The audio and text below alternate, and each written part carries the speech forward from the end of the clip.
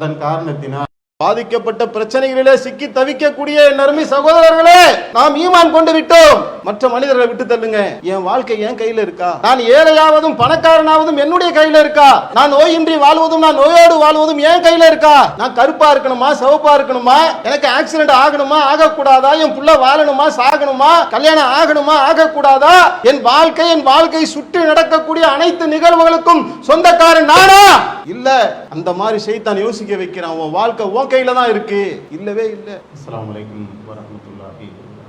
அளவற்ற அருளாளனும்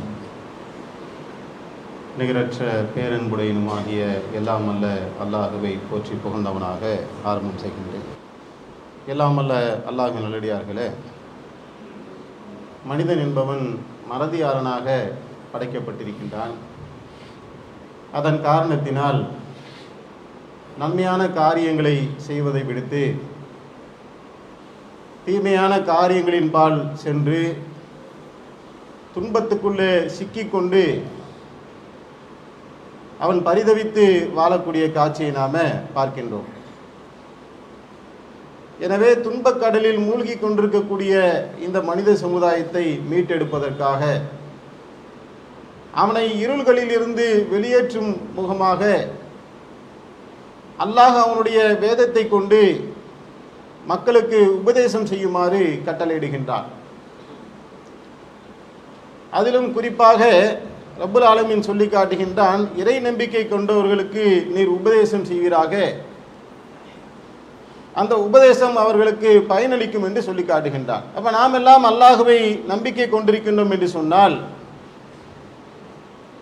நமக்கு அல்லாஹுடைய புறத்திலிருந்து சொல்லப்படக்கூடிய இந்த உபதேசங்களை நாம் கண்ணும் கருத்துமாக செவிதாழ்த்தி கேட்போம் என்று சொன்னால் சொல்லக்கூடிய எனக்கும் கேட்கக்கூடிய உங்களுக்கும் அல்லாஹு தாலா அவனுடைய அருள் மழையை பொழிவதற்கு தயாராக இருக்கின்றான் என்று கூறி என்னுடைய உரைக்குள்ளே செல்லுகின்றேன்.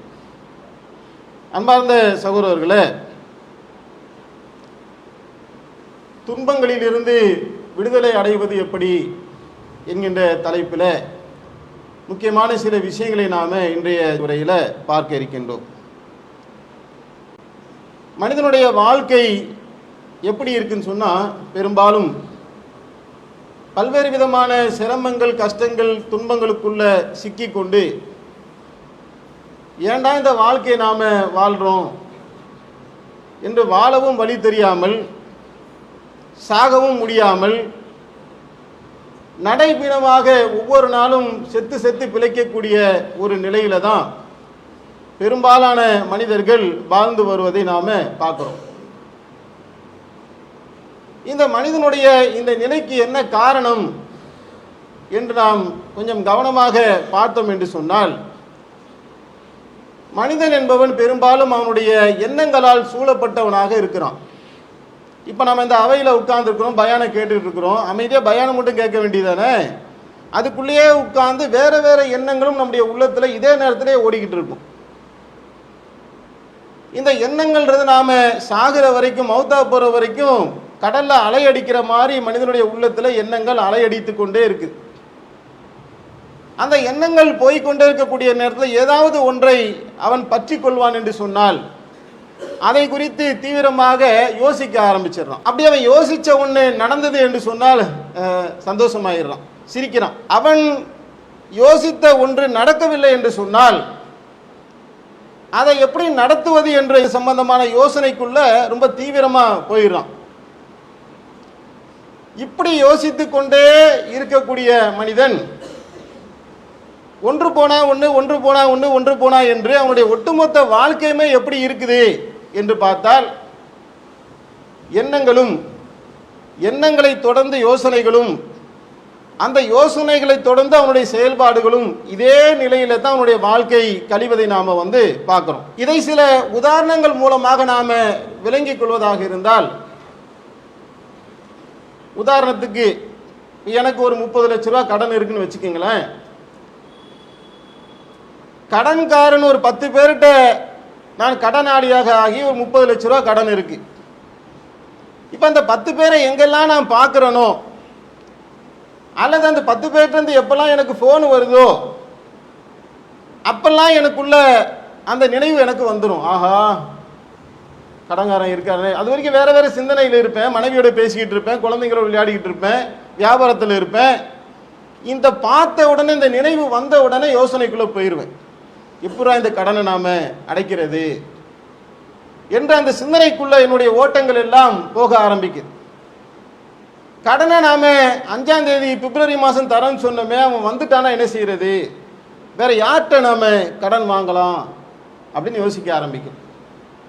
எல்லாத்தையும் சுற்றி கடனை வாங்கியாச்சே, வட்டிக்கு வாங்கிடலாமா, வட்டிக்கு வாங்குறா இருந்தாக்க அந்த வட்டிக்காரனை எங்கே போய் வந்து பார்க்கறது, போனால் அவன் தருவானா, ஒரு கால் தரலனா என்ன ஆகிறது, ஒருவேளை போலீஸில் கம்ப்ளைண்ட் பண்ணிட்டானா, அவன் எஃப்ஐஆர் போட்டானா, போலீஸ்காரன் வந்து வீட்டு கதவை தட்டிட்டானா, என் மானமே போயிருமே. அப்போ என் மானம் போயிடுச்சுன்னா நான் எப்படி வாழுவேன்? வீட்டில் வயசுக்கு வந்த பொண்ணு இருக்குது, யோசனை பாருங்க, கவனிச்சுக்கிட்டே வாங்க. வீட்டில் வயசுக்கு வந்த பொண்ணு இருக்குது, ஊரை விட்டு ஓடிடலாமா? அவமானத்தோடு இந்த உலகத்தில் வாழ்றதை விட செத்துடலாமா? சாவறதுக்கு கயிறு எங்கே இருக்கு? இல்லை நாம செத்துட்டோம்னாக்கா குழந்தைங்க நடுத்தூரில் நிற்கிறது நின்றுமே, அப்போ என்ன பண்ணலாம் யோசிச்சுக்கிட்டே இருக்கு. எவ்வளோ இப்போ நான் பேசுறது 2 நிமிஷங்க, இதை தான் 10 வருஷமாக யோசிச்சுட்டு இருக்கு, இரவு பகலா.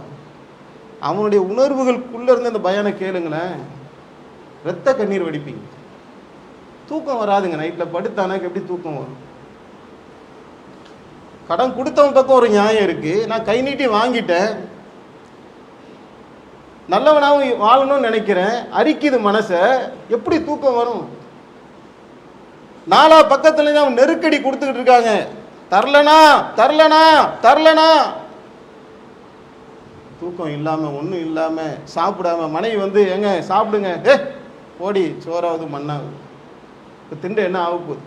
சோறு தின்னல, தூக்கம் இல்லை. அப்போ நாளடைவில் என்ன ஆகும் அங்கே அப்படின்னு சொன்னால், ஆட்டோமேட்டிக்காக மனசும் உள்ளமும் அவனை வந்து நெருக்கடிக்கு உள்ளாகும் போது நோய்க்கு போயிடும். அதான் நோயினா என்னங்க, வேற ஒன்றும் இல்லை, டிப்ரெஷன், மன அழுத்தம் தான் நோய்ங்கிறது. ப்ரெஷரு, சுகரு, அது இது கண்ட நோய்களை சொல்கிறாங்களே, எல்லாமே கூட்டி கழித்து பார்த்தீங்கன்னாக்கா மன அழுத்தத்தில் போய் நிற்கும், நோய்க்கு ஆளாகிறான், ஜுரம் அடிக்க ஆரம்பிக்கும். மாத்திரை வாங்கி போடுறான், ஜுரம் வந்தால் அதானே செய்வான். சரியாக போயிடுச்சா, திருப்பி கடனை பற்றி யோசிக்க ஆரம்பிக்கலாம். சரியாக ஆகலைன்னு சொன்னான், 3 நாள் 4 நாள் 5 நாள் ஆச்சு. ஒருவேளை விஷ காய்ச்சலாக இருக்குமோ, கொரோனாவாக இருக்குமோ, பன்னி காய்ச்சலாக இருக்குமோ, நியூஸில் அன்றைக்கி ஒருத்தர் சொன்ன ஜுரம் வந்து செத்துறான்ட்டு, ஒருவேளை அந்த ஜுரமாக இருக்குமோ, யோசிச்சுட்டு இருக்கும்போதே கட்டி கட்டியாக வருது. என்னடா கட்டி கட்டியாக வருது, இது வரைக்கும் இந்த மாதிரி கட்டி வந்ததே இல்லையா, வலிக்குதே பயங்கரமா. சரி ஆஸ்பத்திரிக்கு போவோம். போனால் அவன் என்ன செய்கிறானாக்கா, இது ஒரு வித்தியாசமான கட்டியாக இருக்குது, செக்கப்புக்கு பெங்களூருக்கு வந்து அனுப்பணும் அப்படின்னு அனுப்பிடுறான். இவ்வளோ கேன்சர் கட்டியாக இருக்குமோ, கேன்சர் ஆயிடுச்சுன்னா, டிபி ஆயிடுச்சுன்னா, தொண்டைக்கிட்ட வந்திருக்கு, ஏன்னா எங்கள் தாத்தாக்கு டிபி இருந்துச்சுல, அதுவாக இருக்குமோ, பார்க்க வருவாங்க. இதுக்கு வந்து சரியான ட்ரீட்மெண்ட் கேரளாவுக்கு போங்க நீங்கள், அங்கே ஒரு ஹாஸ்பிட்டல் இருக்குது, அங்கே தான் சரியாக வருது, அலோபதி வந்து செட் ஆகாது. இன்னொருத்தன் வருவான், அங்கே அவன் எங்கிட்டாவது என்ன செய்வான், சித்தா யுனானி அது இதுன்னு சொல்லி சாவடிச்சிருவானுங்க. இப்போ உயிரோடு இருக்கும்போது இவன்ட்டு பேசுவான், பேசாமல் நீங்கள் என்ன செய்யுங்கனாக்கா அலோபதிக்கே போயிருங்க, அவன் தான் கரெக்டாக பண்ணுவான். இன்னொருத்தன் வருவான், அலோபதிங்கிறதே வேஸ்ட்டுங்க, அக்குபஞ்சருக்கு போயிருங்க. இன்னொருத்தன் வருவான், நீங்கள் அந்த அலோபதியில் பார்க்கணுன்னு சொன்னீங்களா, நான் சர்ச் பண்ணி பார்த்தேன், அதுக்கு வந்து அந்த காவேரிக்கு போயிருங்க. அவன் ஒரு 4 ஹாஸ்பிட்டல் பேரை சொல்லுவான். இன்னொருத்த சொல்லுவான், அங்கெல்லாம் போனீங்கன்னாக்கா நீங்கள் இருக்கிற நிலைமைக்கு செட் ஆகாது, ஓமந்தூராருக்கு போயிருங்க. எவ்வளோ ஆலோசனை பாரு, ஒவ்வொன்றா இவனு யோசிப்பேன், இவன் நிலைமை அப்படி இருக்க, கேன்சராக இருக்குமோ செத்துட்டோமோ அப்படின்ற ஒரு மனநிலையில் இருக்கும்போது யார் எதை சொன்னாலும் கேட்குகின்ற ஒரு மனநிலை வந்து அப்படியே என்ன செய்கிறான், அல்லாடிக்கிட்டே இருக்கிறான். நைட்டில் படுக்கிறான், ஏற்கனவே ஒரு பிரச்சனை அவனுக்கு இருந்துச்சு. என்ன பிரச்சனை? கடன் அழுத்திக்கிட்டு இருக்கு, 20 லட்ச ரூபா 30 லட்ச ரூபா கடன் பிரச்சனை. அதை எப்படி அடைக்கணும்னு யோசிச்சதில் நோயாயிட்டான். இப்போ நோயால் யோசிச்சுக்கிட்டு இருக்கும்போது செத்துருவோமோன்ற பயம் வந்துருச்சு. செத்துருவோமோன்ற பயம் வரும்போது படுத்துக்கிட்டு அழுகுறான், அப்படியே கண்ணீர் விடுறான். வயசுக்கு வந்த பொண்ணை வச்சிருக்கேன்னு, ஏற்கனவே அண்ணன் தம்பிங்களாம் என்னை கை விட்டாங்களே, என் பொண்ணை யார் பாப்பா? அத்தா அத்தான்னு கிடக்குமே என்னை பிடிச்சிக்கிட்டு, என் பொண்டாட்டிக்கு உலகமே தெரியாதே, இந்த பொண்ணை எப்படி கரை சேர்க்க? நான் செத்தா கூட பரவாயில்ல, ஒண்ணுமே வரல, கேன்சர்னு வரல, டிபின்னு வரல, ஒண்ணுமே வரல, கட்டி தான் வந்திருக்கு. என்னவா இருக்கும் அது? என்னவா இருக்கும் யோசிச்சு. இப்போ எங்க வந்துட்டான்? சாக போறன்ற முடிக்கு இவனே வந்துட்டான். இதை யோசிச்சுட்டு இருக்கும் போதே விடிஞ்சிருது. காலையில் 8 மணிக்கு கடங்காரன் போன் அடிக்கிறான். தேதி 5 ஆச்சு, நாள் கடந்துருச்சுல, போன் அடிச்சிட்டான். வரவா அப்படின்னு அவன் கேட்டுக்கிட்டு இருக்கிறான். இந்த பக்கம் பொண்டாட்டி ஒரு பக்கம் வாடகை காசு கொடுங்கன்னு கேட்குறா. சோத்துக்கு நீங்கள் பாட்டுக்கு 4 நாளாக காசு தராமல் போயிட்டீங்க, இங்கே எப்படி சோறான எப்படி காய்ச்சறது? இந்த விஷயத்தை பற்றி பொண்டாட்டிக்கு ஒன்றுமே தெரியல. அவங்க ஒரு பக்கம் கேட்குறாங்க. இவ்வளோ நாளாக பார்க்காத பிள்ளை முகத்தை பார்க்குறான். உன்னை விட்டு நான் எங்கே போயிடுவோமோன்ற பயம் அவனுக்குள்ள ஆட்கொண்ட பின்னாடி இந்த மகளை எப்படி பார்க்குறான்னாக்கா, கடைசி நேரத்தில் சாக போகிற நேரத்தை ஒருத்தன் பார்ப்பான்ல, அப்படி பார்க்குறான் மகளை. ஐயோ மகளே, இந்த பாலும் உலகத்தில் நீ எப்படி வாழ போற? தவிக்கிறான். அப்படி இதை யோசிக்கிறான், அதை யோசிக்கிறான், அதை யோசிக்கிறான். சிக்கி சின்ன பின்னமாய் குழம்பி போய் தலையில கை வச்சிருப்பாங்க. யோசிச்சு பாருங்க கொஞ்சம். இப்படி மனிதர்கள் இல்லையா? நிறைய இருக்கு. உங்களை சுத்தி சபையில் இருக்கிறாங்க. லட்சக்கணக்கான கோடிக்கணக்கான மக்கள் இந்த உலகத்தில் வாழ்ந்து கொண்டிருக்கின்றார்கள். அந்த மனிதர்களை இப்படி சின்ன பின்னமாகி போய் பரிதவிச்சு யோசிக்கிறேன்ற பேர்ல வீணானதையெல்லாம் யோசிச்சு யோசிச்சு யோசிச்சு யோசிச்சு நீயே உனக்கு மேல உன்னை கற்பனை பண்ணி கண்டதையும் போட்டு குழப்பி ஒரு மனச்சிறைக்குள்ளடி போய் மாட்டிக்கொண்டு பரிதவித்து நிற்கக்கூடிய இந்த நேரத்தில் உனக்கு தீர்வு தரண்டா, நீ வா இங்க அப்படின்னு நான் அவனை கூப்பிடுறேன். வா, கவலைப்படாத அப்படின்னு கூப்பிடும்போது, ஆஹா, எந்த நாயுமே என்னை கண்டு கொள்ளாத காலகட்டத்தில் எனக்கு தீர்வு தர நீங்க கூப்பிடுறீங்களா பாய்? ஓடியாரம். மாடு கிட்ட கண்ணுக்குட்டி பால் குடிக்கிறதுக்காக ஓடி வரும் பார்த்தீங்களா, அந்த மாதிரி ஓடி பிரகாசமா ஓடி ஏதோ தீர்வு கிடைக்க போகுது அப்படின்னும் போது அவனை கூப்பிட்டு வந்து நாம் அவனுக்கு வந்து ஒரு தீர்வு வந்து கொடுக்குறோம். என்ன தீர்வு கொடுக்குறோம்னாக்கா, நீ முதல்ல இந்த மாதிரி யோசிக்கிறத விட்டுரு. அது இது அது இதுன்னு யோசிக்கிறல, ஒன்றுக்கு மேலே ஒன்றுக்கு மேலே ஒன்றுக்கு மேலே யோசிச்சுக்கிட்டே இருக்கிறல்ல, இந்த பலவிதமான யோசனைகளை விட்டுட்டு நீ அல்லாஹ்வை அதிகமாக நீ நினைக்க ஆரம்பிச்சிரு. ஏன்னா நீ உன முஸ்லீம்னு சொல்ற. அல்லாஹ் குர்ஆன்ல சொல்லி காட்டுறான், நம்பிக்கை கொண்டோரே நீங்கள் அல்லாஹ்வை அதிகமாக நினையுங்கள். உமது இறைவனை காலையிலும் மாலையிலும் பணிவுடனும் அச்சத்துடனும் சொல்லில் உரத்த சத்தம் இல்லாமல் நினைப்பீராக, கவனமற்றவராக ஆகிவிடாதீர். சொன்னது முக்கியமான விஷயம். இல்லை, ரொம்ப கவனமா இருந்து நீ அல்லாஹ்வை நினைச்சுக்கிட்டே இரு. மாலை பொழுதை அடையும் போதும் காலை பொழுதை அடையும் போதும் அந்தி நேரத்திலும் நண்பகலிலும் அல்லாஹ்வை துதியுங்கள். வானங்களிலும் பூமியிலும் அவனுக்கே புகழடைத்தும். அவனை விட்டுட்டு நீ எங்க போற? அவனை துதிச்சுக்கிட்டே இரு. நீரும் உனது சகோதரரும் என்னுடைய சான்றுகளோடு போங்க. என்னை நினைப்பதிலே நீங்கள் சோர்வடையாதீர்கள், சலைப்படையாதீர்கள் என்று நினைச்சுக்கிட்டே இருங்க. இந்த மொத்த வசனங்களையும் அந்த பிரச்சனையில மாட்டிட்டு இருக்கின்ற கூப்பிட்டு நம்ம சொல்றோம், பல்வேறு விதமான அந்த சிந்தனைகள் எண்ணங்களில் இருந்து யோசனைகள் இருந்து நீங்க விடுபட்டுருங்க. விடுபட்டு நீங்க அல்லாஹ்வை நினைக்க ஆரம்பிங்க. அதுதான் உங்களுக்கு உண்டான மீட்சியாக இருக்கும் அப்படின்னு நம்ம சொல்றோம். அதெல்லாம் கேட்டுட்டு அவர் என்ன பண்றாருன்னா, அவர் ஏற இறங்க பார்க்குறாரு. நம்ம யாரு எவன் பரிதவித்து கொண்டிருந்தான் அவன் ஏற இறங்க பார்த்துட்டு, பா என்ன தமாஷ் பண்றீங்களா? 30 லட்ச ரூபா கடன் இருக்குன்ற, கேன்சர் கட்டியா என்னன்ட்டு எனக்கு டவுட் வந்து நான் அதில் சிக்கிக்கிட்டு இருக்கிறேன். பிள்ளைக்கு இன்னும் 10 காசு நான் சேர்த்து வைக்கல, கல்யாணம் முடிக்கிற வயசு ஆயிடுச்சு. என் பொண்டாட்டி அப்பாவி, அண்ணன் தம்பி சொந்தம் யாருமே எனக்கு உதவல, கை விட்டுட்டாங்க. இந்த நிலையில நான் வந்து நிற்கிறேன். நீ வந்து அல்லாஹ்வை நினை, அல்லாஹ்னா எல்லாம் சரியா போயிருமா? யார் கேட்குறா? யார் கேட்குறா? பிரச்சனையிலே மாட்டிக்கொண்டிருக்கக்கூடிய அவன் கேட்குறான், என்ன பாய் கிண்டல் பண்றீங்களா? என்ன நான் கூட ஏதோ காசுக்கு ஏதோ கொடுத்துட போறீங்க, கைமாத்தாகவே குறைஞ்ச போச்சு ஏதாவது தருவீங்கன்னு வந்தாக்கா ஆகுற வேலை பாருங்க பாய். போனவன் எங்க போனா? திருப்பி அதை யோசிக்க போறான். திருப்பி அந்த கடனை அடைக்கிறது எப்படி? அவன் யோசிச்சாகணும் இல்ல. என் வாழ்க்கை என் கையில இருக்குல்லங்க, அப்ப நான் யோசிக்க. இப்ப அதுக்குள்ளேயே யோசிச்சு தீர்வு வந்துச்சுன்னா வரலையே, திருப்பி வரான். ஏதோ சின்னதா ஒரு பொறி தட்டி இருக்கு போல இருக்கு. ஏதோ சொல்ல வர, என்ன சொல்ல வர ஒன்றும் புரிய. நான் வேற முஸ்லீமா வேற ஆகி தொலைச்சிட்டேன். திருப்பி வந்து கேட்கான், பாய் நான் உங்க வழிக்கே வரேன், கேட்குறேன், நீங்க சொல்ற மாதிரி அல்லாவே நான் நினைக்கிறேன் பாய். என்ன சொல்லணும் பாய்? சுப்ஹான் அல்லாஹ் சொல்லணுமா, அல்ஹம்துலில்லாஹ் சொல்லணுமா, அல்லாஹ் அக்பர் சொல்லணுமா? சொல்றேன், நான் கண்டினியூவா சொல்லிக்கிட்டே இருக்கிறேன். காசு வந்துருமா? நோய் போயிருமா? என் பிள்ளைக்கு கல்யாணம் நடந்துருமா? என் பிரச்சனை எல்லாம் தீந்துருமா? கோர்ட்ல கேஸ் இருக்கு, அது முடிஞ்சிருமா? பையன் ஊதாரியா சுத்துறானே, அது சரியா போயிருமா? கொண்டாட்டிக்கும் பிரச்சனை, எனக்கும் பிரச்சனையா இருக்குது, வீட்டில் போனா அடிக்கிறாள, அது சரியா போயிருமா? மெட்ரோ வந்து கடையை மூட சொல்லிட்டானே, அது திறந்துருமா? கடை ஓனர் காலி பண்ண சொல்லிட்டானே, இனிமேட்டு சொல்ல மாட்டானா? நான் அது செய்ய தயாரா இருக்கிறேன். என் பிரச்சனை தீருமா? என் துன்பத்திலிருந்து எனக்கு விடுதலை கிடைக்குமா? கேட்கிறான். இப்போ யாரை பார்த்து இந்த கேள்வியை கேட்கிறான்? என்ன பார்த்து கேட்கல, இப்படி சொல்லக்கூடிய அழைப்பாளரை பார்த்து கேட்கல, நினைவு கூற சொன்ன என்னுடைய ரப்பல் ஆலமீனை பார்த்து அவன் கேட்கிறான் அந்த கேள்வியை. என்ன ஈமான், என்ன இஸ்லாம், இறைவனை எப்படி புரிஞ்சு வச்சிருக்கான் அவன்? என்ன புரிஞ்சு வச்சிருக்க நீ?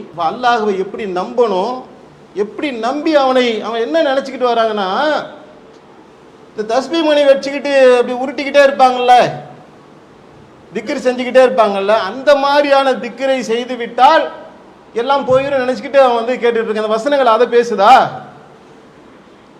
யார் அவன்? அவனுடைய வல்லமை என்ன? நீ யாரு? நீ என்ன நினைச்சுக்கிட்டு இருக்கிறப்ப? முதல்ல இவன் என்ன நினைக்கிறான்னு சொன்னா, என் வாழ்க்கை என் கையில் இருக்குன்னு நினைக்கிறான். அப்படி உண்மையாது? பாதிக்கப்பட்ட பிரச்சனைகளிலே சிக்கி தவிக்கக்கூடிய நறுமை சகோதரர்களே, நாம் ஈமான் கொண்டு விட்டோம், மற்ற மனிதர்களை விட்டு தள்ளுங்க. என் வாழ்க்கை என் கையில் இருக்கா? நான் ஏழையாவதும் பணக்காரனாவதும் என்னுடைய கையில் இருக்கா? நான் நோயின்றி வாழ்வதும் நான் நோயோடு வாழ்வதும் என் கையில் இருக்கா? நான் கருப்பா இருக்கணுமா, சிவப்பா இருக்கணுமா, எனக்கு ஆக்சிடென்ட் ஆகணுமா, ஆகக்கூடாதா, என் புள்ள வாழணுமா, சாகணுமா, கல்யாணம் ஆகணுமா, ஆகக்கூடாதா, என் வாழ்க்கை சுற்றி நடக்கக்கூடிய அனைத்து நிகழ்வுகளுக்கும் சொந்தக்காரன் நானா? இல்ல. அந்த மாதிரி ஷைத்தான் யோசிக்க வைக்கிறான். உன் வாழ்க்கை உன் கையில தான் இருக்கு. இல்லவே இல்லை. என் வாழ்க்கைக்கு அதிபதி யார்? அனைத்து அதிகாரங்களையும் தன்னுடைய விரல்களுக்கு இடையிலே வைத்து விளையாடி கொண்டிருப்பவன் யார்? என்னுடைய ரப்பு. நோயை கொடுக்கிறவன் யார்? நான் தாண்டா உனக்கு நோயை கொடுக்கிறேன். உன் நோயை நீக்கிறது யார்? நான் தான் நீக்கிறேன். நோயை கொடுப்பேன், நோயை நீக்குவேன். வறுமையை கொடுப்பேன், வறுமையை நான் தான் நீக்கிறேன். உன் கொள்ளைக்கு கல்யாணம் ஆகாம இருக்குது, என்னாலதான் ஆகாம இருக்கு. எந்த நேரத்தில் திருமணம் ஆக வேண்டும் என்று நான் நிர்ணயிக்கின்றனோ அப்பதான் அது நடக்கும். உன் மனைவியை உனக்கு எதிராக ஆக்கியது யார்? உன் மனைவியோடு நீ கொஞ்சம் குழாவுகின்றாய அந்த அன்பையும் பிணைப்பையும் ஏற்படுத்தியது யார்? நீ கருப்பா இருக்கியே, நீ சிவப்பா இருக்கியே, நீ குள்ளமா இருக்கியே, நீ உயரமா இருக்கியே, உன் வீடு அப்படியே கெட்டின வீடு, கிரக பிரவேசத்துக்கு முன்னால் இடிந்து தரைமட்டமாக ஆனது, நீ குடிசையில வாழ்றியே, சகல காரியங்களையும் நான் நிர்வகிக்கின்றேன், எல்லாம் என் கண்ட்ரோல் கீழே என்று அல்லாஹ் சொல்லுகின்றான். நீ நினைச்சதெல்லாம் நடக்கிறதா நான் எதுக்கு இங்க? நீ உன்னை நினைக்கிற, நீ நினைக்கிறதெல்லாம் நடந்துட்டாக்க அப்ப நான் எதுக்கு? நான் நினைக்கிறத நடக்கிறதுக்கு நான் கடவுளா உட்கார்ந்துருக்கேன். நீ நினைக்கிறதெல்லாம் நடந்துருமா? நாடியதை செய்து முடிக்கக்கூடியவன், அடக்கி ஆளக்கூடியவன். கேட்கும் போது அப்படியே சரணாகதி அடைகிறத தவிர உனக்கு வேற என்ன வழி இருக்கு இந்த இடத்துல? நீ தீர்மானித்து விட்ட ஒன்றை நான் அதுல புகுந்து என்ன செஞ்சிருவேன்? அப்படியே கிழிச்சிருவேன். வறுமையை நான் அப்படியே போக்கிடுவேன். சாக போற என் குழந்தைய நான் காப்பாத்திடுவேன், தருதலையா போற என்னுடைய பிள்ளையை நான் திருத்திடுவேன். நபிமார்களாலே முடியலையே, இறைவனோடு வகி வந்திருக்கக்கூடிய நபிமார்களே ஒன்றும் பண்ண முடியாம வேடிக்கை தான் பார்க்க முடிஞ்சது. நூஹ் நபி ஹயாத்தோடு இருக்கக்கூடிய நேரத்தில் வழி தவறி போன தன்னுடைய பிள்ளை அவரால் பாதுகாக்க முடிஞ்சதா? முடியாது. சகல காரியங்களும் என்னிடத்துல தான் மீளுது. நான் தான் எல்லாத்துக்கும் ஓனர். உங்ககிட்ட இருக்குன்னு நினைக்கிறத முதல்ல தூக்கி போடு, நான் தான் எல்லாத்தையும் செய்யறேங்கிறத நம்புங்கிறான் அல்லாஹ். இதை நம்பும் முதல்ல, மற்றவெல்லாம் ரெண்டாவது.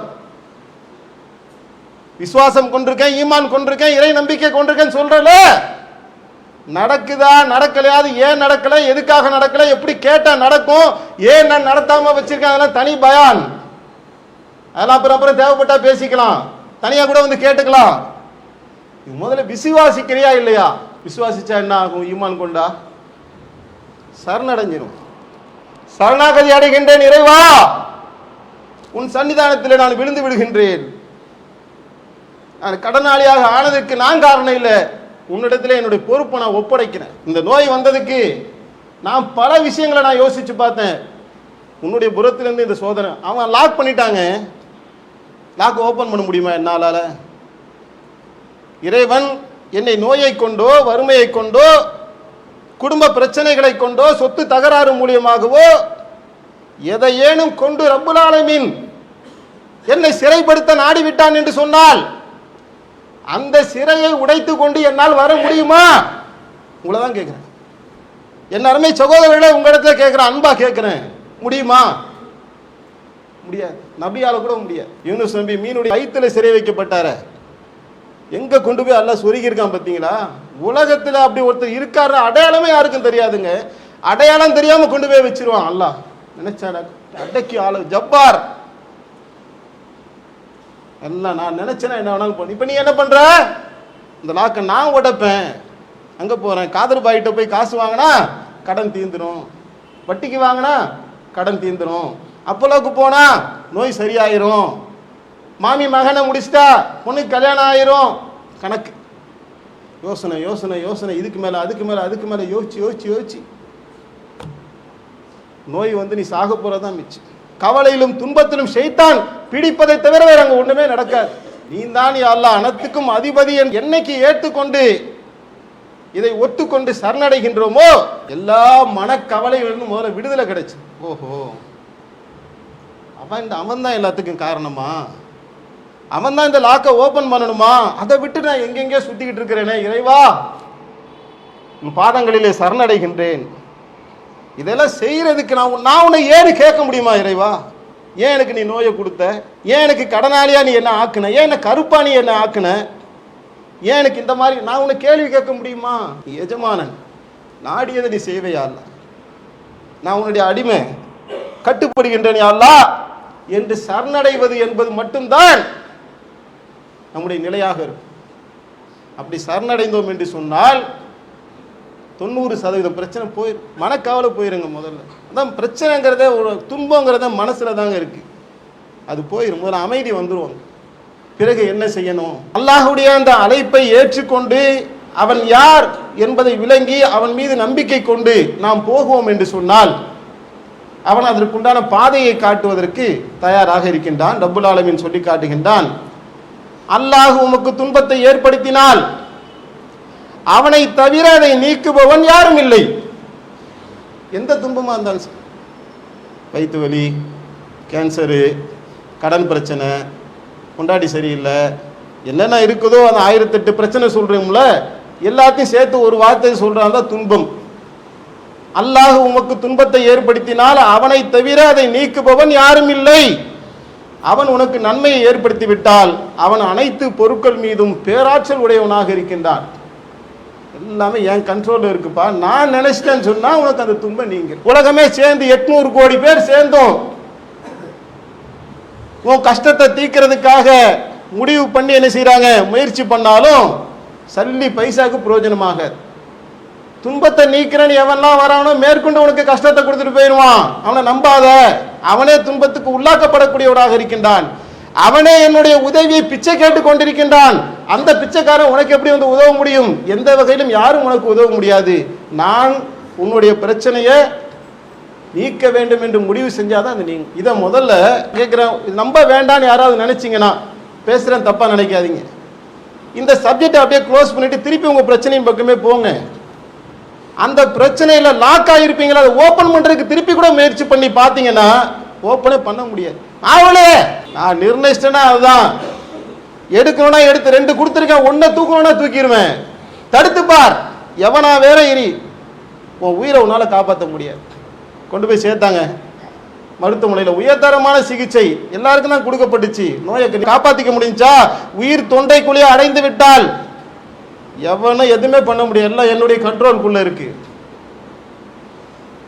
முதல்ல இது போய் புரிஞ்சுக்கிட்டு, அடிப்பட்டோ உணர்றியோ பயான் கேட்டு திருந்துறியோ, ஏதோ ஒரு வகையில திறந்து திருந்தி அதை புரிஞ்சுக்கிட்டு கருணாகதி அடைகிறேன் இறைவா உன் சன்னிதானுக்கு வந்துட்டேன். இப்படி வந்தாதான் பொறுப்பை ஒப்படைக்க முடியும். எனக்கு முடியல, உலகத்துல யாருக்கும் முடியலன்னு ஆச்சுன்னா இப்ப எங்க போய் ஆகணும்?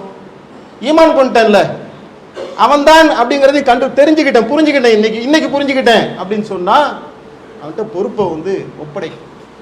இல்லை, என் கவலையும் என்னுடைய துன்பத்தையும் உன்னிடத்துல நான் ஒப்படைக்கின்றேன் இறைவா. யாக்கூப் நபி சொன்னாங்கல்ல, பெரிய சஞ்சலம், கற்பனை ஒவ்வொன்றா யோசிச்சு பாருங்க. அது உள்ள எதையோ யோசிச்சோம் இல்லைங்க, கண்ட குப்பையை யோசிச்சுட்டு இருந்த இந்த மூலையில யாக்கூப் நபியோடைய உள்ளத்துல எவ்வளவு சஞ்சலப்பட்டாருன்னு யோசிச்சு பாருங்க. இந்த புள்ள இருக்குதா செத்துச்சானே தெரியலங்க. இருக்கிற பிள்ளையிலே அந்த புள்ளதான் கொஞ்சம் இந்த இறை நினைவுலாம் இருக்கக்கூடிய புள்ள. அதாவது உணர்றாரு, மகன்கிட்ட ஏதோ ஒன்று இருக்குது, மற்றவன் ஒரு மாதிரி இருக்கிற நேரத்தில் இந்த புள்ள தானே அல்லாஹ்வை பத்தி பேசுறான், ஏதோ ஒன்று இருக்குது, இறை அருள் பெற்ற ஒரு பிள்ளையா இருக்கு. இன்னைக்கு அந்த பிள்ளை மேல எவ்வளவு பாசம் இருந்திருக்கும் யாக்கூப் அலைஹிஸ்ஸலாத்துக்கு. தூக்கிட்டானுங்களே, கொன்னுட்டானுங்களான்னு தெரியல, உயிரோட இருக்கான்னு தெரியல, செத்துட்டான்னு தெரிஞ்சா கூட ஒரு கவலை கொஞ்ச நாள் நீங்கி இருக்குங்க. ஏன்னா அவங்க சொன்னதுல இவருக்கு சந்தேகம் வந்துருச்சு. யாக்கூப் அலைஹிஸ்ஸலாம் அவர்களுக்கு சஞ்சலப்படுறாரு, கவலைப்படுறாரு, அழுது கண்ணெல்லாம் போச்சு. பிறகு யோசிக்கிறார், என்னுடைய கவலையும் சஞ்சலத்தையும் என்னுடைய இறைவனிடத்தில் நான் ஒப்படைக்கின்றேன் என்று அல்லாஹ்விடத்தில் ஒப்படைச்சார். இவ்வளவு பெரிய நபியாக இருந்தாலும் கூட அவருடைய வாழ்க்கையுடைய யதார்த்தம் என்பதை மனிதனாகத்தான் அவர்கள் வாழ்ந்து காட்டினார்கள். அவர் அல்லாஹ்விடத்தில் ஒப்படைத்ததான் அல்லாஹ் என்ன செய்யறான், அழகிய பொறுமைன்னு சொல்லி காட்டு. ஒப்படைச்ச பின்னாடி பொறுமையாயிட்டார்.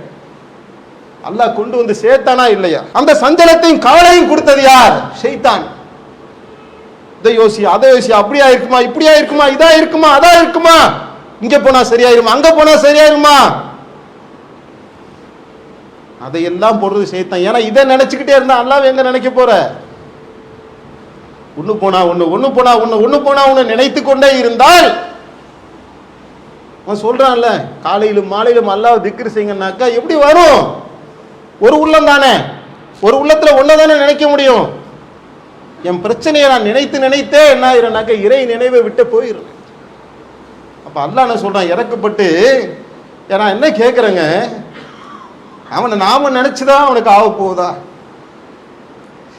எப்பேற்பட்ட ரஹ்மான் அவன், இவ்வளவு பெருமைக்கு சொந்தக்காரன், பெருமைக்கு உரியவன், அவனை புகழ்வதற்கென்றே ஒரு கோடிக்கணக்கான மலக்குகளை படைத்த அவன் புகழ்ந்து கொண்டிருக்கின்றார்கள். பாவக்கடலில் மூழ்கி கொண்டிருக்கக்கூடிய மனித சமுதாயத்திலிருந்து நம்பிக்கை கொண்டேன்னு சொல்லக்கூடிய நம்ம புகழ்ந்து அவனுக்கு ஆக போகுதா?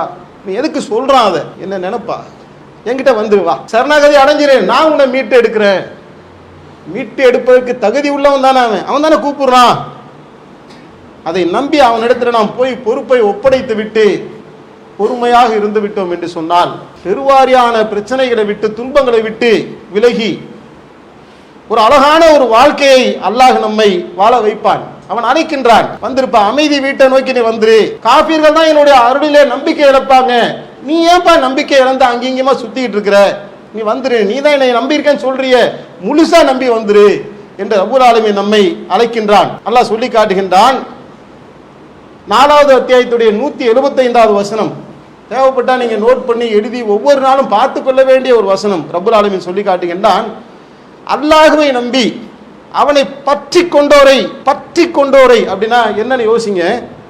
தனது அன்பிலும் அருளிலும் அவன் நுழைய செய்வான், அவர்களுக்கு தன்னை நோக்கி வரும் நேரான வழியை காட்டுவான். எதையோ பற்றிக்கிட்டு இருந்தார்ல, அதை பற்றி இதை பற்றி, மனிதர்களை பற்றி, டாக்டரை பற்றி, காசை பற்றி, இதெல்லாம் பற்றி பிடிச்சுக்கிட்டு இருந்தார். அதெல்லாம் அந்த பற்றை எல்லாம் விட்டு அல்லாஹ்வை நீ பற்றி பிடித்து கொண்டால் அல்லாஹ் சொல்லி காட்டுகின்றான், என்னுடைய அன்பிலும் அருளிலும் உன்னை நுழைய. அது கிடைச்சிட்டா வேற என்னங்க வேணும்? அல்லாஹ்வுடைய அன்பு எனக்கு கிடைச்சிருச்சுங்க. இப்ப இந்த வசனங்கள்லாம் படிக்கிறோமா, அதில் படிச்சு புரியாம இருக்கிறோமான்னு எனக்கு புரிய மாட்டேங்குது. அல்லாஹ்வுடைய அன்புக்கு நிகராக உலகத்துல வேற ஏதாவது இருக்குதா? இருக்கா? நீ என்னை பற்றி பிடிச்சுக்கிட்டா என்னுடைய அன்பிலே நான் உன்னை நுழைய. தாயுடைய அன்பு கிடைச்சாலும் அந்த குழந்தை என்னங்க, அது ராணி மாதிரி அந்த குழந்தை வாழுதுங்க. தாயுடைய அன்புல தானே வாழ்ந்துகிட்டு இருக்கு. பால் கொடுக்குறா, தொட்டில போட்டு தாளாட்டுறா, ஈ கடிச்சா பாத்துக்கிறா, எறும்பு கடிச்சா பாத்துக்கிறா, தூக்கம் வரலையா தோல்ல போட்டு தகப்பகாரம் ஓடுறா. அந்த அன்பு கிடைச்ச உடனே தாயின் தகப்பனை எப்படிலாம் அந்த குழந்தைய பாக்குறாங்க. இவர்களுக்கு இருக்கக்கூடிய இந்த சக்திக்கே இப்படி பார்க்கும்போது என் ரஹ்மான் எப்படி பார்ப்பான்? என்ன பாப்பானா பார்க்க மாட்டானா? சொல்றான், என்னை நீ பற்றி பிடித்து கொண்டால் அன்பிலும் அருளிலும் நான் உன்னை நுழைய செய்வேன். அது மட்டும் இல்ல, கவலைப்படாத, என்னை நோக்கி வரக்கூடிய நேரான வழியை நான் உனக்கு காட்டுவேன். அப்ப செய்ய வேண்டியது என்ன?